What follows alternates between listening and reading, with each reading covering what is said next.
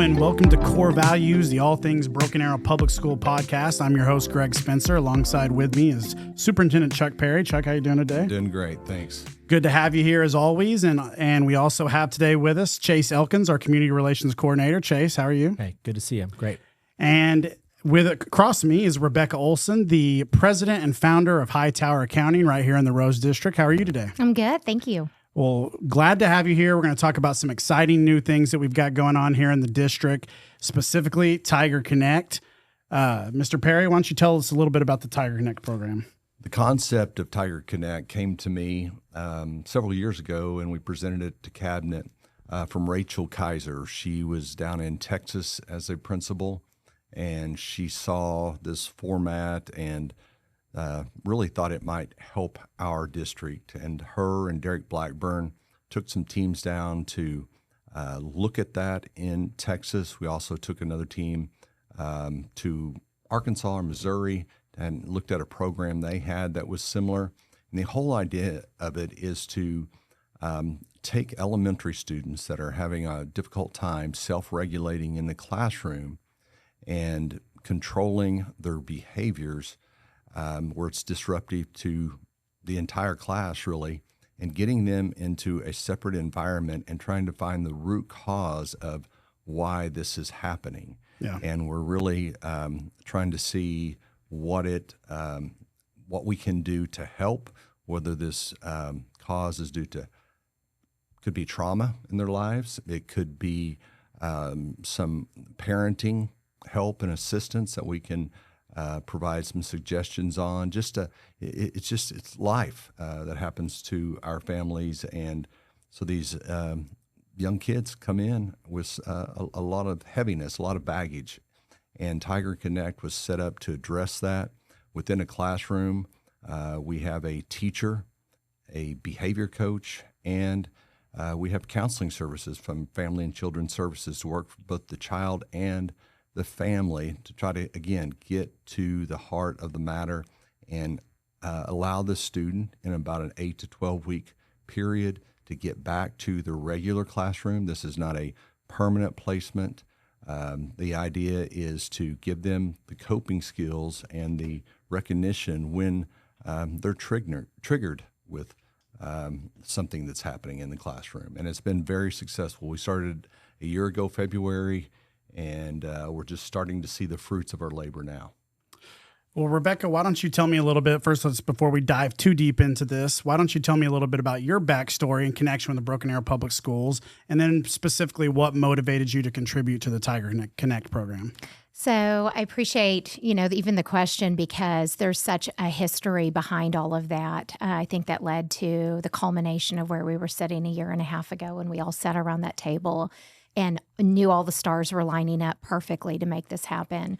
I myself came through the foster care system, and, I found myself as a single mom. I had 2 boys, and I was a single mom living in an apartment in Broken Arrow, and I had a boy, which back then we didn't know a lot of what we do now with autism spectrum disorder and ADHD. Yeah.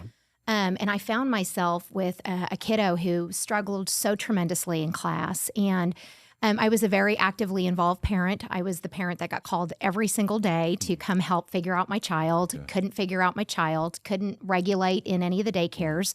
So I had a kiddo who was literally kicked out of every single daycare in Broken Arrow. And as a mother who wants to fix our children, I was trying everything I knew through therapy, through, do we need medication? Do we do natural therapy? Just everything that every parent has ever done, trying to figure that puzzle piece out.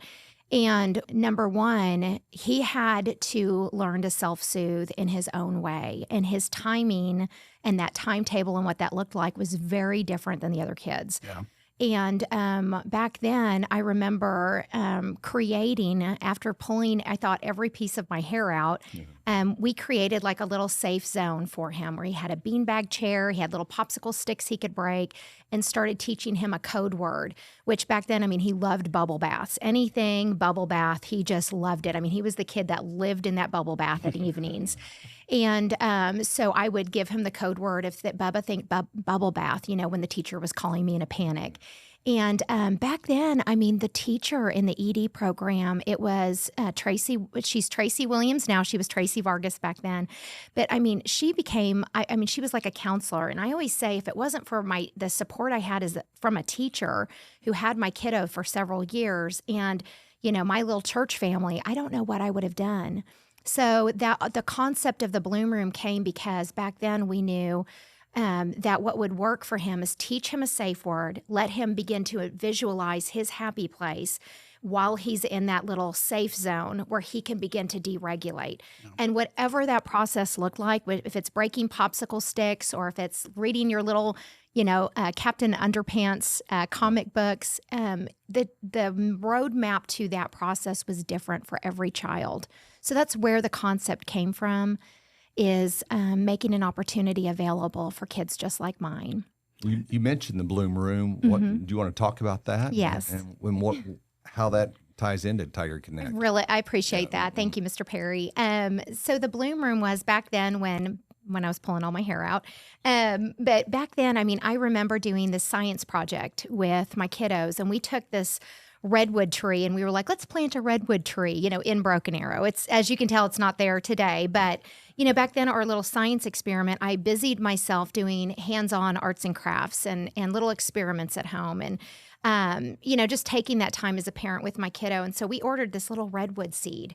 And part of the project was, you have to let this seed go through its dormancy. So we took that little tiny seed, stuck it in this cup, and you have to put a little bit of water on it, a wet paper towel, and you stick it in the back of your fridge.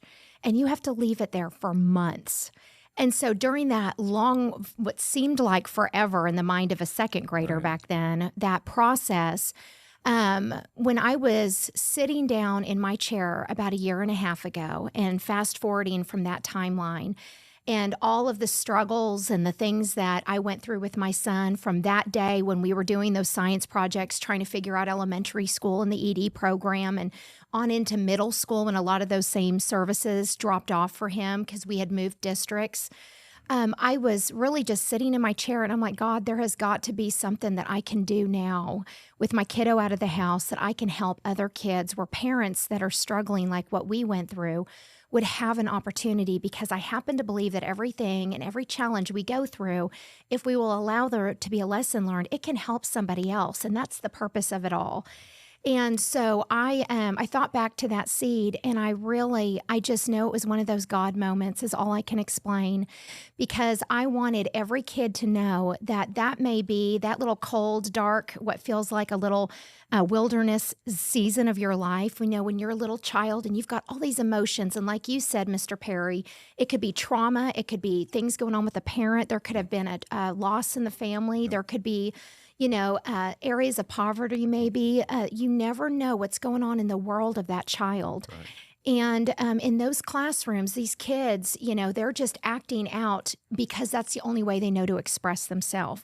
Yep. So the purpose of the Bloom Room came because those kids, being able to teach them that, what you're going through today doesn't mean that's where you're meant to stay. And so it tells the story of this itty bitty tree and how it goes through that season of being cold and in a place where it just doesn't understand maybe. And it's really meant to be the biggest, strongest tree that will one day be shade for another. Wow. That's so good. Very inspiring. So good. And Chase, talk to us a little bit about how you guys connected and your role to make this happen. Yeah, I mean, really, it's neat how it all aligned, because I took this position in February of 2023.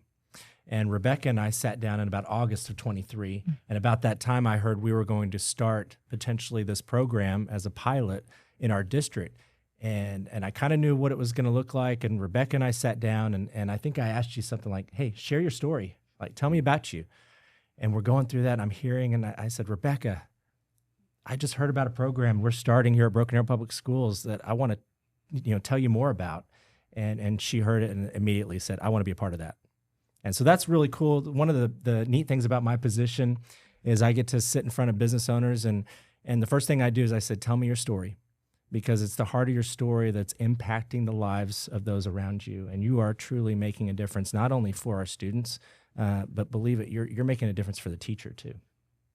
And that Bloom Room is connected to our Tiger Connect program. It's Yes. there on that campus, connected to that room. And being in education for 25 plus years, I've seen different programs for students, but they're usually they were at the middle school or high school level, and can be almost too late at that point. Correct. And what I love about this. This is these kindergarten or first grade that we can make some adjustments in their behavior early on, and that's going to carry them through.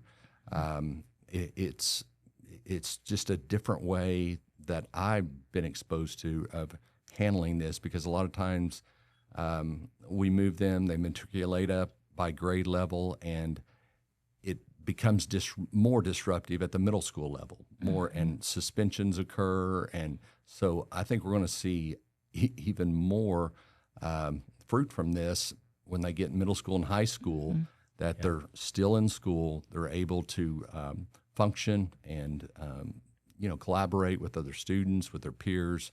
It's just going to keep getting better and better for them. You know, Mr. Perry, exactly what you were saying is exactly what we went through. We did not understand autism back then, years ago, and my son, by the time he was in middle school, started getting in a lot of trouble. Like you said, trying to self-regulate, and a lot of times teachers and parents by then, it almost feels like it's too late, and you're at the mercy now of the system that still has issues with it. Right. And while there's no perfect, solution, being able to help plant that seed of hope in that kiddo at that early age, like you said, getting down to the root of it. If we can reach these kids when they are young and they're still learning these behaviors, we're not going to deal with a 16-year-old kid trying to self-medicate themselves on drugs. Exactly. Or running away, or all these other juvenile delinquent type behaviors, because we don't have safeguards for kiddos at that age. So I think that the Bloom Room was pretty appropriately named, and I have to say that you guys have been phenomenal to work with. I love Broken Arrow Public Schools. As a single mom who had kiddos going through the programs, I mean, I remember crying so many times to the teacher who I'm looking at her going, I don't know what to do. And I remember Tracy telling me, she said, Rebecca, you need to advocate for children. I said, Tracy, I'm trying to survive raising them right now. So maybe one day down the road I will, but today I've got to survive this with my kids.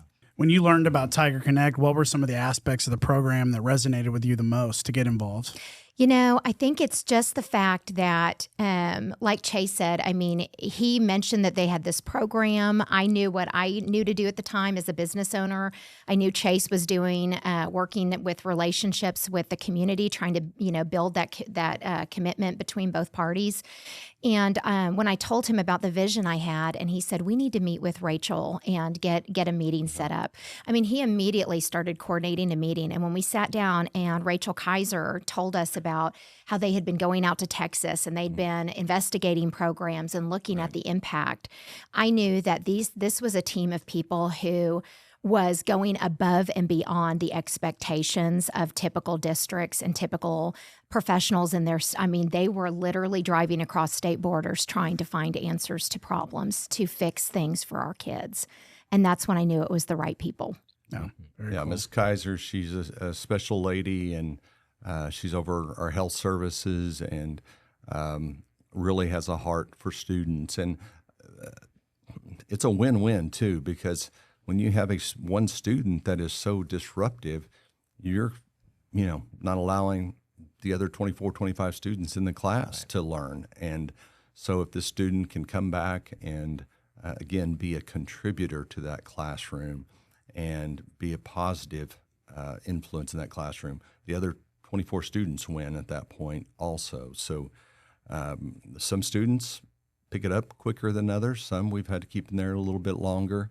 But again, it's to mitigate these problems down the road that often education just kicks the can down the road as they get older. And I can't say enough about her bringing this idea. Derek Blackburn, he's our assistant superintendent over safety and security, and he worked with Miss Kaiser, and they just kept pushing for it. And for the first year they brought it, we held on it, didn't know exactly what direction, where we would house it at, but they kept advocating for it, and really kind of willed it through to make it happen.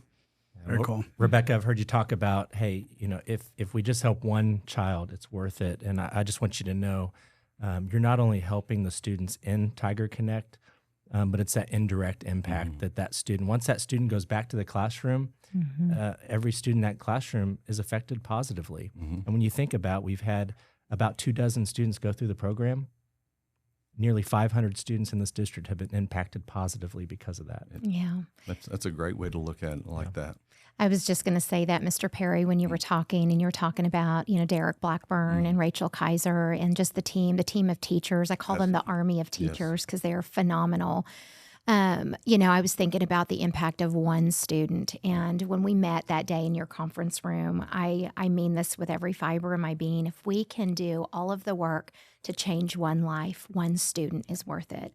Right. And I know that even for me, coming through foster care, I came from nothing. I knew nothing. It's funny that I'm a tax accountant now because I remember being 18, not knowing how to balance a checkbook. I still barely do. And I was like, Lord, are we sure I'm doing this for a career? But anyway, I loved it. And, obviously I'm in my 40s now, but looking back, I think, man, the impact of one life where, I myself had a mentor that believed in me, that counseled me, that cheered me on, and I'm a life forever changed. So if we could do this whole program and give this whole grant and it could reach and change one kid, that is one family forever changed. It's worth it all. Yeah, very, very well put. I think that's something that we all need to remind ourselves because it's natural that you tend to go throughout your day in a selfish mindset, but this is a perfect example of there's always people watching you, always people looking to, have somebody make an impact in their lives, and especially us that work in education. We always want to keep that in the forefront of our thoughts. And do you want to talk about the gift? I do. And you mentioned the word grant. So I want to talk a little bit about that because one of the things that we discussed when Rebecca was there with Rachel, I'd kind of started the discussion with Rachel saying, hey, Rachel, will you put together a list? If you had a wish list of items that could go in this room, what would it be? Thinking, well, we could get 1, 2, 3, 4, 5 things on that list. And she gave me a real comprehensive list. Her team put together a great list, and I handed it off to Rebecca. And Rebecca, tell me about this grant. Well, I just knew that to make an impact, I wanted to do something different. I wanted to create a spark for that entire development. And I believe that you just can never outgive God. And I knew that this was going to be for the kids. So I gave a $10,000 grant and gave that to Broken Arrow Public Schools and let them trusted that they would know the equipment to buy. I appreciated this stewardship of Rachel giving me this very detailed itemized list, but my exact words to her was, I know you know what you're doing. I don't need to micromanage your list. I'd look at lists all day. I said, I want you guys to be free to do what you feel you need to do for this program so you can run with it. Yeah. And they did. And they were phenomenal stewards over it. I looked at the items, and I have to tell you, I went in there yesterday to look at the mural that was painted for the first time. The artist is Melinda Babb. She is all over the place doing murals on, she did Penelope and Lou's new Book and Bloom mural on the side of their building. She does my windows. She does a lot of other businesses' windows, but I asked her if she'd be willing to do this mural, and I gave her the concept, told her the story, and she came out, and that is about a $4,000 to $5,000 mural that I got at, next to nothing. In addition to the $10,000, yeah. But it, more than anything, that tree, when I looked at it yesterday, I was so overwhelmed because I just sat and I stared at it, and I was like, oh my gosh, I'm not supposed to break down and cry. But I was very, very moved. And knowing the teacher that was in the room, and he was sharing about how kids just come in there, they sit and they've got their rocking chair and they're rocking back and forth. They've got weighted blankets and they can sit and just look at nature. And it is so realistic. And, it has this little cut in the tree, and you just want to crawl inside of it and just hang out and disconnect for a little bit to regroup. It is a safe zone for children. That's right. It's wonderful. That's right. How many kids have access to it right now? Do we know or Yeah, ballpark idea?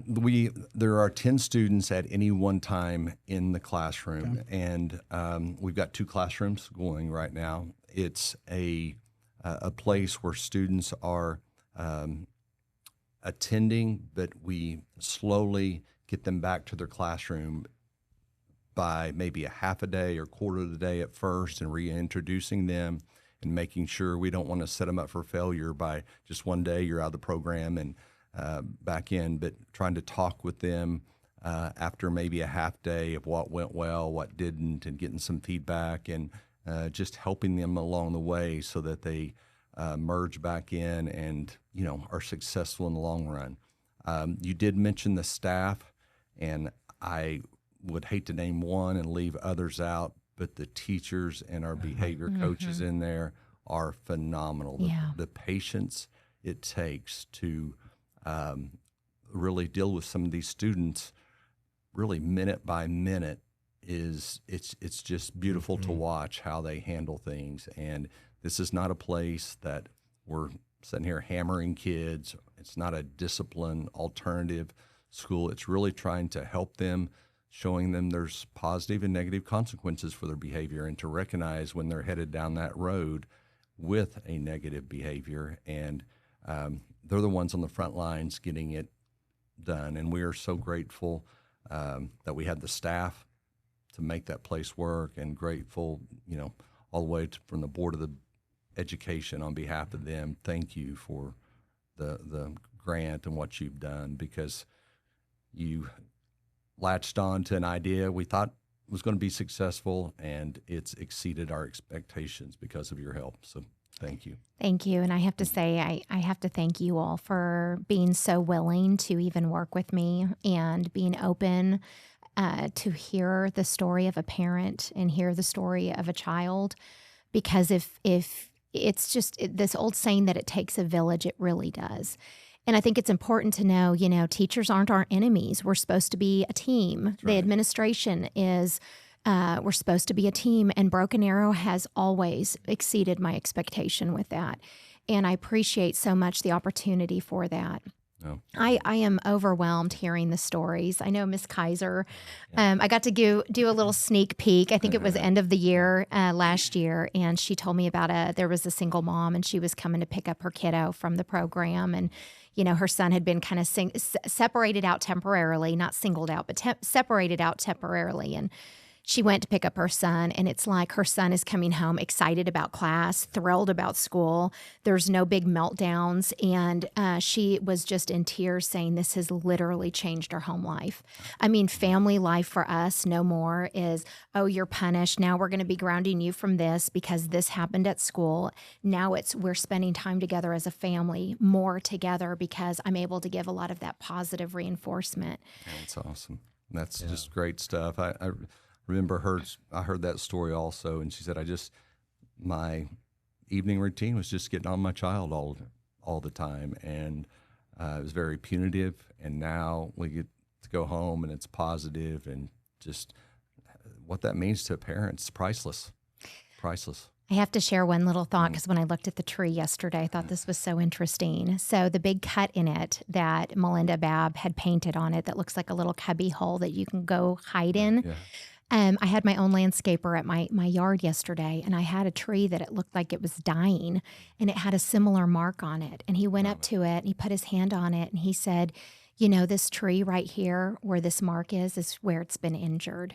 He said, and because it's been injured, when it's marked the right way, like this, he said the roots will actually grow deeper and stronger, and it will start to grow even taller than what it was meant to because of the injury that it endured. Wow.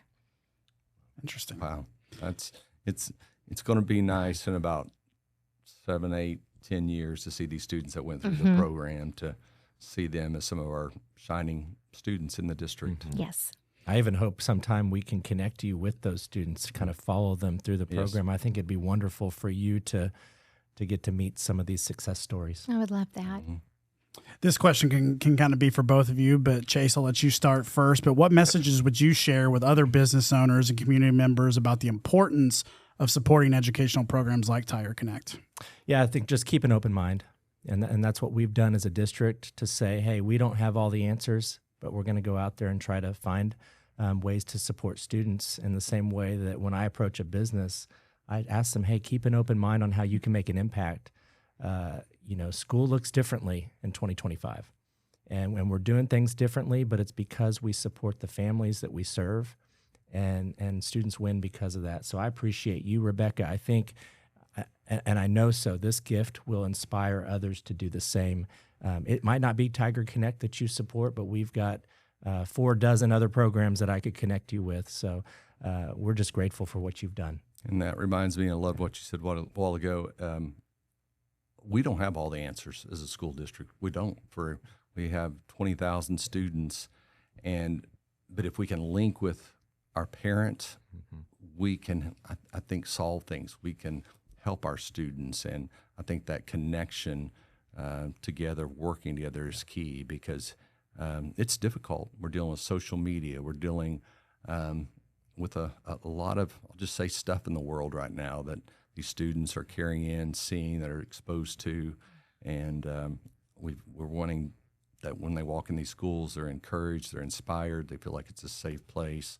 And we'd love for other business owners to join us in that, too. Absolutely. We're ready for it. And you talk about the parents. I think we really have to shout out the parents because this program, Tiger Connect, doesn't work without the parent support. And, Rebecca, you're a shining example of that as a parent, and your tenacity and how you never gave up. And even in the process of it, you've been able to turn around and serve other students. All right. One more question for you, Chuck, as we kind of look ahead to the future with Tiger Connect evolving to meet the students' needs and families in the district. Where do you see this program going?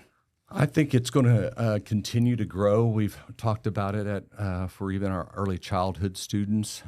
We've had some discussions lately for our middle school students also. It may look differently.